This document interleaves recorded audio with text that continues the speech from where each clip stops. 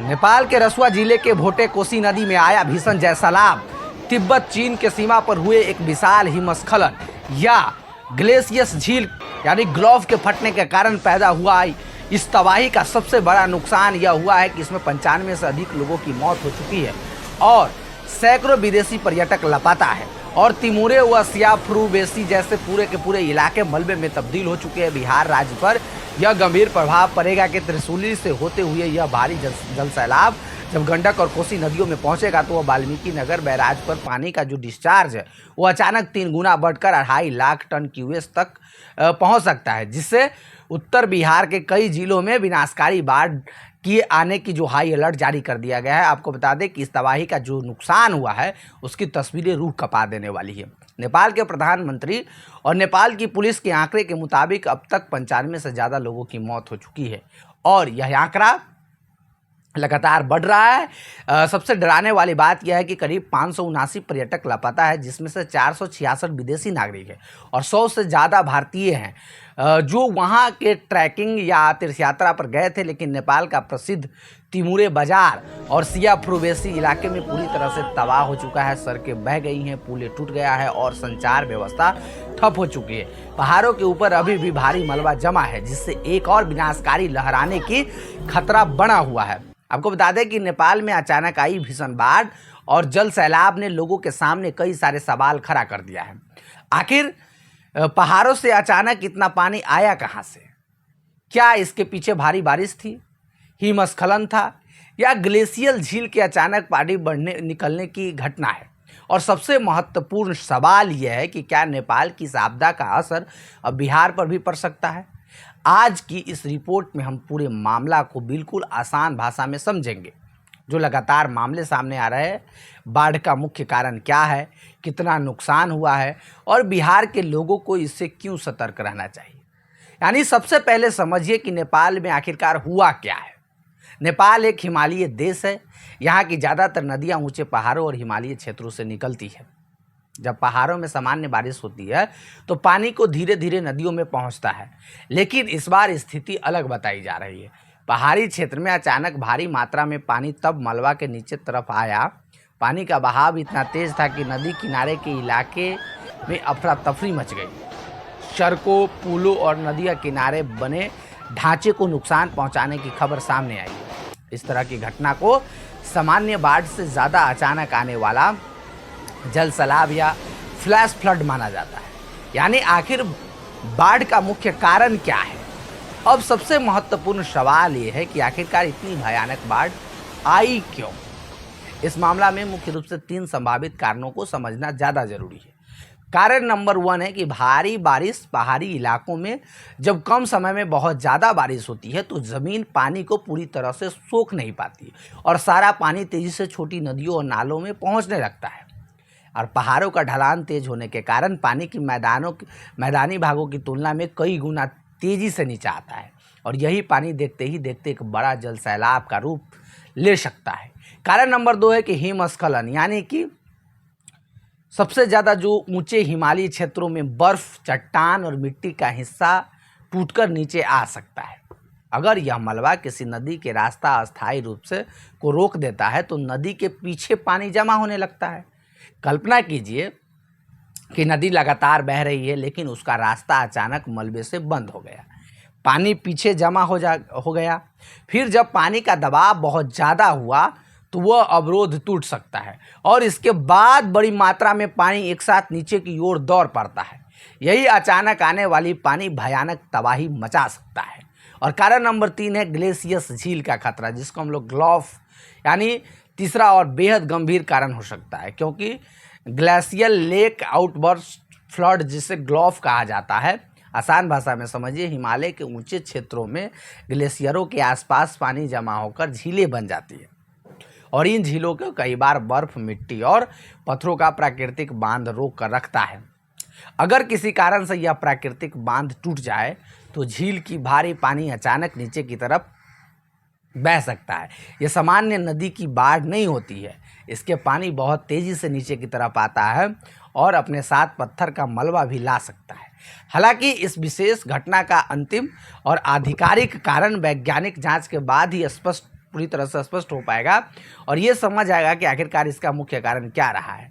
अब आता है नुकसान कितना हुआ है। ऐसी आपदाओं को नुकसान केवल पानी से नहीं होता है, तेज बहाव अपने साथ मिट्टी, चट्टान और बड़े बड़े मलबे को भी बाहर लाता है। इसका असर सबसे ज़्यादा किस पर पड़ता है? नदी किनारे बसे गांव पर, सड़कों पर, पुलों पर, बिजली और संचार व्यवस्था पर, स्थानीय व्यापार और पर्यटन पर। पहाड़ी इलाकों में एक पुल या एक से अधिक मुख्य मार्ग सड़क के टूटने की कई गांवों के संपर्क कट सकता है। राहत और बचाव दलों के लिए भी प्रभावित इलाकों तक पहुंचना बड़ा मुश्किल हो जाता है। इसीलिए नुकसान वास्तविक आंकड़ा अक्सर शुरुआती रिपोर्टों से ज़्यादा हो सकता है और समय के साथ आधिकारिक रूप से अपडेट भी होता रहता है। अब सबसे बड़ा सवाल है कि क्या बिहार पर इसका क्या प्रभाव पड़ेगा। अब आते हैं उस सवाल पर जो बिहार के लोगों के लिए सबसे महत्वपूर्ण है। जो लोग घबरा रहे हैं कि क्या नेपाल की बाढ़ सीधे बिहार में तबाही मचा सकती है, इसका जवाब है हर बार ऐसा जरूरी नहीं है। नेपाल में बाढ़ आने का मतलब यह नहीं है कि पूरा बिहार में तुरंत बाढ़ आ जाएगी, लेकिन बिहार को सतर्क रहने की ज़रूरत जरूर होती है, क्योंकि नेपाल से निकलने वाली कई नदियाँ भारत के बिहार सहित उत्तरी मैदानी इलाकों में प्रवेश करता है और नेपाल में अगर किसी नदी के जलग्रहण क्षेत्र में भारी बारिश होती है या पानी का बहाव अचानक बढ़ता है तो अचानक असर नीचे की ओर भारत की भी पड़ सकता है। यानी बिहार के सबसे ज़्यादा खतरा किन इलाकों में है?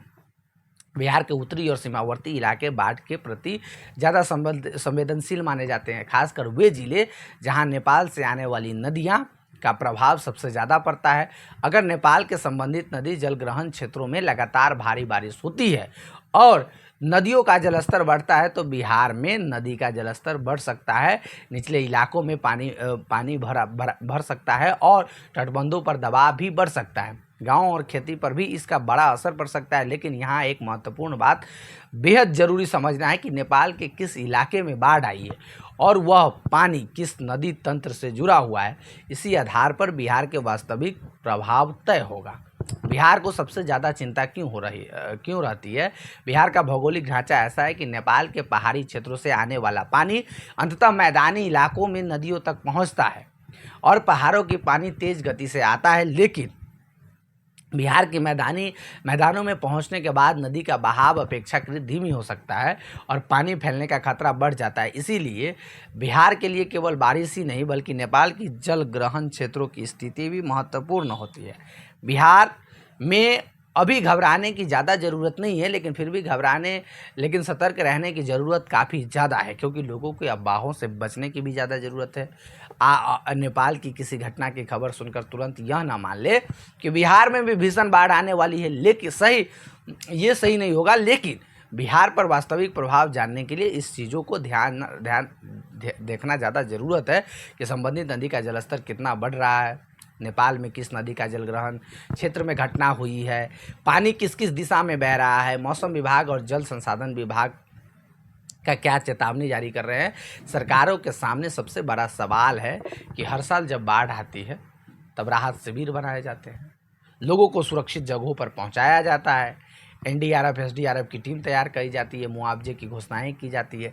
लेकिन सवाल ये कि क्या केवल आपदा के राहत देना ही काफ़ी है? हमें आपदा आने से पहले तैयारी नहीं करनी चाहिए। हिमालयी क्षेत्रों में ग्लेशियर झीलों की निगरानी, मौसम की आधुनिक चेतावनी प्रणाली, नदियों के जलस्तर की लगातार निगरानी, संवेदनशील गांवों के लिए समय पर अलर्ट, नेपाल और भारत के बीच बेहतर सूचना साझा करने की व्यवस्था बेहद ज़रूरी है। लेकिन अब सबसे बड़ा सवाल है कि क्या नेपाल में जब पहाड़ टूटते हैं, नदियाँ उफनती है और जल सैलाब आता है तब उसका असर केवल एक देश तक सीमित नहीं रहता है। प्राकृतिक सीमाएं नहीं देखती है। नदी नेपाल से निकल सकती है लेकिन उसका पानी भारत तक पहुंच सकता है। इसीलिए सवाल सिर्फ नेपाल की तैयारी का नहीं है, सवाल पूरे हिमालयी क्षेत्र की सुरक्षा का है। क्या भारत और नेपाल का आपदा की जानकारी समय पर साझा करने के लिए पर्याप्त रूप से तैयार है? क्या वाकई में बिहार के लोगों को नदी के बढ़ते जलस्तर की समय पर जानकारी मिलती है? और सबसे बड़ा सवाल यह है कि क्या हर साल बाढ़ के बाद तैयारी क्यों करते हैं? बाढ़ से पहले क्यों नहीं ये तमाम चीज़ों पर निष्कर्ष किया जाता है? और आखिरकार दोस्तों नेपाल में आया यह जल सैलाब एक बड़ी चेतावनी है। इस घटना के पीछे मुख्य कारणों में भारी बारिश, हिमस्खलन और ग्लेशियल झील के अचानक पानी निकलने जैसी संभावनाओं पर जांच की जरूरत है। लेकिन इस आपदा के सड़कों, पुलों, स्थानीय आबादी और बुनियादी ढांचों पर गंभीर नुकसान हो सकता है और हुआ भी है। बिहार के लिए भी यह मामला काफ़ी ज़्यादा महत्वपूर्ण है, क्योंकि नेपाल से आने वाली नदियाँ का प्रभाव बिहार के कई इलाकों में पड़ता है और इससे गंडक और कोसी नदी के पर ज़्यादा प्रभाव पड़ेगा। लेकिन बिना आधिकारिक जलस्तर और नदी तंत्र की जानकारी से पूरे बिहार में बाढ़ की भविष्यवाणी करना सही नहीं होगा। इस समय ज़रूरत है कि हमें सतर्कता की, वैज्ञानिक जानकारी की और समय पर चेतावनी व्यवस्था की, क्योंकि जिस तरीके से ये तमाम घटनाएं हुई है, आपदा को हमेशा रोका नहीं जा सकता है, लेकिन सही तैयारी से तबाही को जरूर कम किया जा सकता है। और ये नेपाल की इस भीषण बाढ़ और बिहार पर इसके संभावित प्रभाव को लेकर ये तमाम वीडियो में हमने पूरे बातों को आप तक पहुंचाया है। और ये हमारा वीडियो अगर आपको पसंद आया हो तो क्या भारत और नेपाल को मिलकर हिमालयी आपदाओं के लिए एक मजबूत चेतावनी प्रणाली बनानी चाहिए? तो आप कमेंट के माध्यम से हमें ज़रूर बताइएगा। और इसी प्रकार की बड़ी खबरों को गहराई से पड़ताल करने के लिए हमारे चैनल कल्चर मीडिया को सब्सक्राइब करना ना भूलिएगा। और आप देख रहे थे कल्चर मीडिया, मैं हूँ आपके साथ चंद्रभूषण कुमार। जब तक के लिए कल्चर मीडिया को देखते रहिए। बहुत बहुत शुक्रिया।